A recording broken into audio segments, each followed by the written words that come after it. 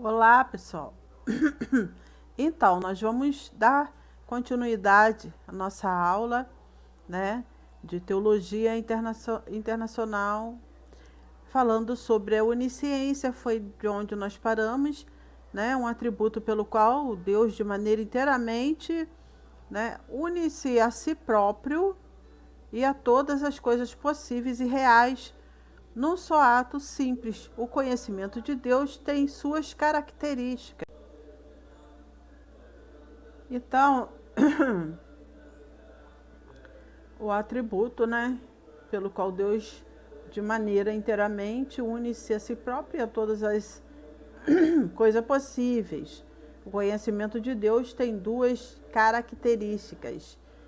É arquétipo. Deus conhece o universo e como ele existe em seu anterior, a sua existência, como realidade finita no tempo e no conhecimento. Não é obtido de fora. Deus conhece o universo, ele existe em sua total própria ideia, anterior à sua existência, como realidade finita no tempo e no espaço. E este conhecimento não é obtido de fora, como o nosso. Romanos capítulo 11, versos 33 e 34. Ele é inato e imediato, não resulta de observação ou de processo de raciocínio. Jó capítulo 37, verso 16. É simultâneo, não é sucessivo, pois Deus conhece as coisas de uma vez em sua totalidade e não de forma fragmentada uma após outra. Você vai ver em Isaías capítulo 40, verso 28. É completo. Deus não conhece apenas parcialmente, mas plenamente consciente. Salmos 147, verso 5. Conhecimento necessário. Conhecimento que Deus tem de si mesmo e de todas as coisas possíveis.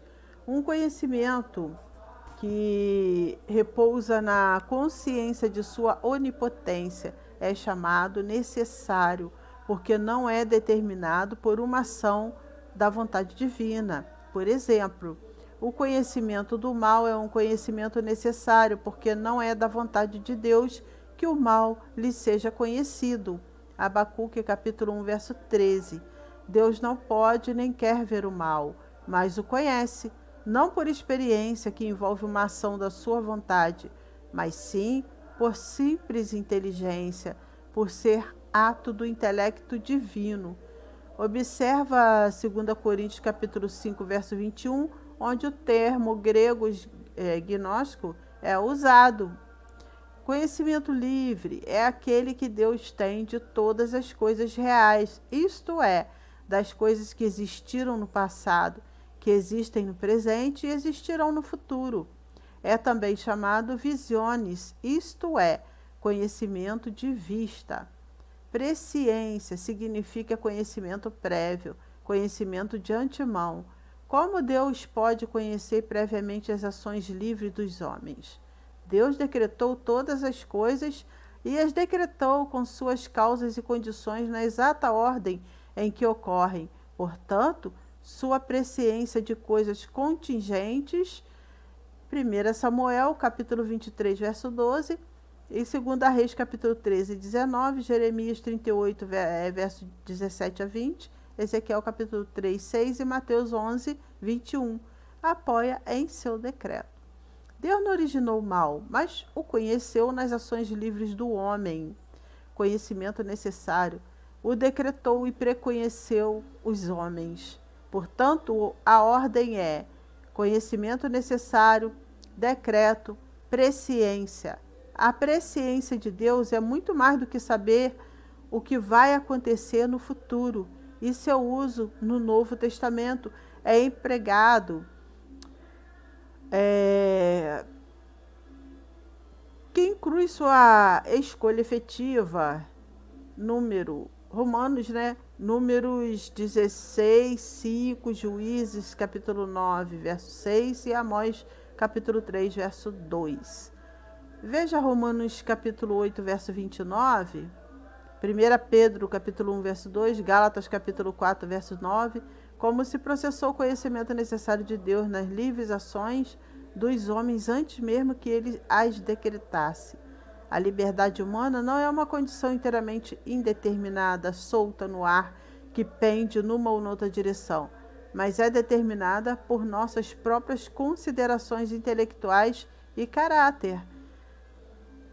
Liberdade não é arbitrariedade, e em toda ação racional há um porquê, uma razão que decide a ação.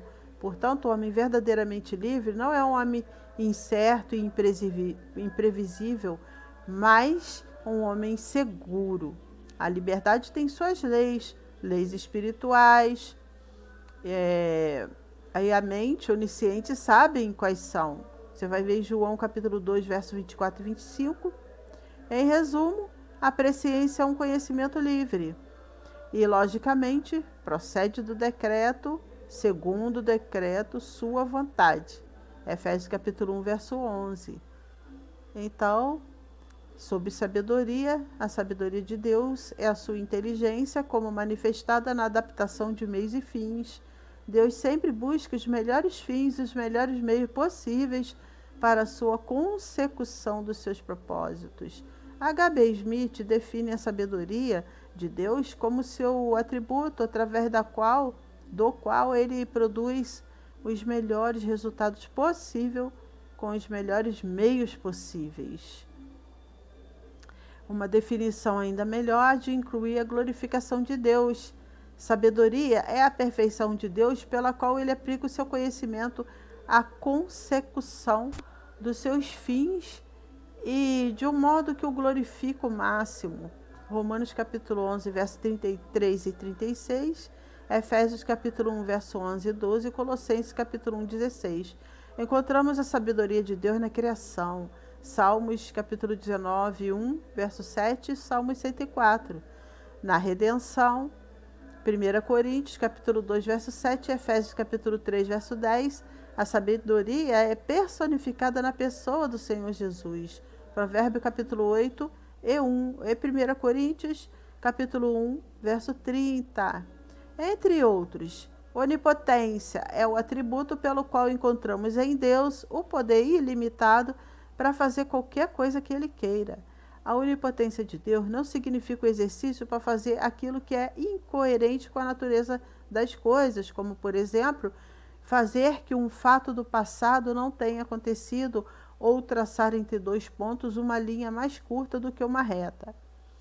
Deus possui todo o poder, que é coerente com sua perfeição infinita, todo o poder para fazer tudo aquilo que é digno dele. O poder de Deus é distinguido de duas maneiras: potência Dei absoluta, ou absoluto poder de Deus, e potência Dei ordinata, poder ordenado por Deus. Roger e Shedd definem o poder absoluto de Deus como a eficiência divina, divina, exercida sem a intervenção de causas secundárias, e o poder ordenado como a eficiência de Deus, exercida pela ordenada operação de causas secundárias.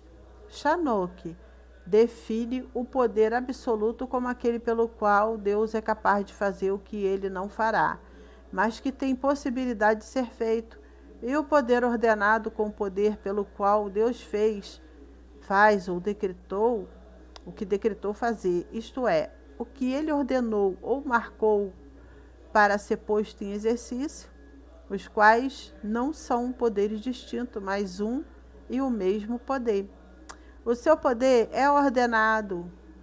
Aliás, o seu poder ordenado é a parte do seu poder absoluto. Pois se ele não tivesse poder para fazer tudo o que pudesse desejar, não teria poder para fazer tudo o que ele deseja.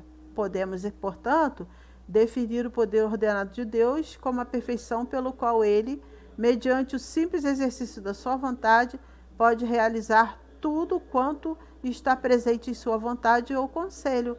É óbvio, porém, que Deus pode realizar coisas que a sua vontade não desejou realizar. Gênesis capítulo 18, verso 14, Jeremias capítulo 32, 27 e Zacarias capítulo 8, verso 6. Tem também Mateus capítulo 3, verso 9 e Mateus 26, verso 53. Entretanto, há muitas coisas que Deus não pode realizar. Ele não pode mentir, pecar, mudar ou negar-se a si mesmo. Números capítulo 23, verso 19, 1 Samuel capítulo 15, verso 29, 2 Timóteo capítulo 2, verso 13, Hebreus capítulo 6, verso 18, Tiago capítulo 1, verso 13 e 17, Hebreus capítulo 1, verso 13, Tito capítulo 1, verso 3. Isso porque não há poder absoluto em Deus, divorciado de suas perfeições, e em virtude do qual ele pudesse fazer todo tipo de coisa contraditória entre si. Jó capítulo 11, verso 7. Deus faz somente aquilo que quer fazer. Salmos 115, verso 3 e Salmo 135, verso 6. El Shaddai. A onipotência de Deus se expressa no nome hebraico El Shaddai, traduzido por Todo-Poderoso. Gênesis capítulo 17, verso 1 e Êxodo capítulo 6, verso 3 e Jó 37, verso 23. Em todas as coisas. A onipotência de Deus abrange todas as coisas. 1 Crônicas 29, 12, o domínio sobre a sua natureza. Salmos 107, 25, 29. Naum, capítulo 1, verso 5, verso 6. E Salmos 33, verso 6 a 9, Isaías capítulo 40, verso 26, Mateus 8, 27, Jeremias 32, 17, entre outros. O domínio sobre a experiência humana, Salmos 91, verso 1, Daniel capítulo 4, verso 19 a 37, Êxodo capítulo 7, verso 1 a 5, Tiago capítulo 4, verso 12 a 15, Provérbios capítulo 21, verso 1, entre outros. O domínio sobre as regiões celestiais, Daniel capítulo 4, verso 35, Hebreus capítulo 1, verso 13 e 14, e Jó capítulo 1, verso 12, e Jó capítulo 2, verso 6. Na criação, na providência e na redenção, Deus manifestou o seu poder na criação, Romanos capítulo 14, capítulo 4, verso 17, Isaías 44, 24, nas obras da providência, 1 Crônicas 29, verso 11 e 12, e na redenção, Romanos capítulo 1, verso 16, entre outros. Soberania e supremacia, atributo pelo qual Deus possui completa autoridade sobre todas as coisas criadas, determinando-lhe o fim que desejar. Gênesis capítulo 14, 19, Neemias capítulo 9, 6, Êxodo capítulo 18, 11, Deuteronômio capítulo 10, 14 e 17, 1 Crônicas capítulo 29, 11, 2 Crônicas capítulo 20, verso 6, entre outros. Vontade e autodeterminação. A perfeição de Deus pelo qual ele, num ato sumamente simples, dirige-se a si mesmo como o sumo bem, deleita-se em si mesmo como tal, e as suas criaturas por amor do seu nome. Isaías 48, verso 9, 11 e 14, Ezequiel capítulo 20, verso 9, e verso 14, verso 22 e 44. Ezequiel 36, verso 21 e 23. A vontade de Deus recebe variadas classificações, pois a ela são aplicadas diferentes palavras hebraicas, Shepet, Tisibu, Hetson, e gregas, Boule e Telema. Vontade preceptiva, na qual Deus estabeleceu preceitos morais para reger a vida de suas criaturas racionais. Essa vontade pode ser obedecida com frequência. Atos capítulo 13, verso 22. 1 João capítulo 2, verso 17 e Deuteronômios capítulo 8, 20. Nós vamos parar esse vídeo por aqui, tá? Para não ficar muito longo. E vamos dar início a um novo vídeo falando sobre vontade decretória. Amém? Fique com Jesus, que o Espírito Santo de Deus venha falar profundamente no coração de cada um, dando um bom entendimento.